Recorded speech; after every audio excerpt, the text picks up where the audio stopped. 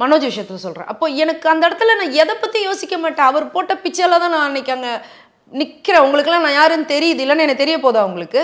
அப்போ நான் என்னோட குடும்பத்தில் ஒரு இழப்பை நான் எப்படி பார்ப்பேன்? ஸோ அதே வழி தான் இங்கேயும் இருந்தது. அன்னைக்கு அவர் உட்காந்து அழுதாரு. அவர் வழியை நல்லா பார்க்க அவரே இல்லை. நான் இதே தான் நினச்சிட்டு போனோம் பார்க்குறோம் கிளம்பி வந்துடுவோம் அவ்வளோதான் நம்மளால முடியும்னு. பட் நாங்கள் போய் நான் வெடிச்சு அழுவேன்னு எனக்கே தெரியாது. நான் வெடிச்சிட்டேன். ஓகே, இப்போ இது ஒன்று கேட்குறேன். இது எனக்கு குறைய எதுவும் கேட்கல. இவ்வளோ எமோஷனல் இவ்வளோ பெரிய பாண்டு இருக்குது உங்களுக்கு.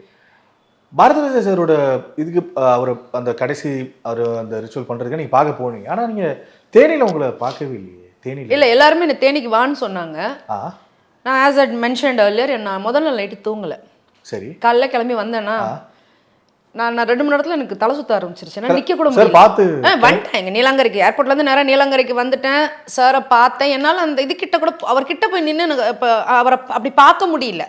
டேரக்டர் அப்படி பார்க்க முடியல. படுக்க வச்சு அவர் இந்த மாதிரி ஒரு சுச்சுவேஷன்லாம் பார்க்க முடியல. எனக்கு அந்த தைரியமும் இல்லை. பட் அக்செப்ட் பண்ணணும். அவரை இதை விட்டு அப்புறம் நான் எப்போ பார்ப்பேன். அதனால் கிட்ட போனோடனே நான் அறியாமல் நான் வெடித்து அழுக ஆரம்பிச்சிட்டேன். அதுக்கப்புறம் எனக்கு முடியல.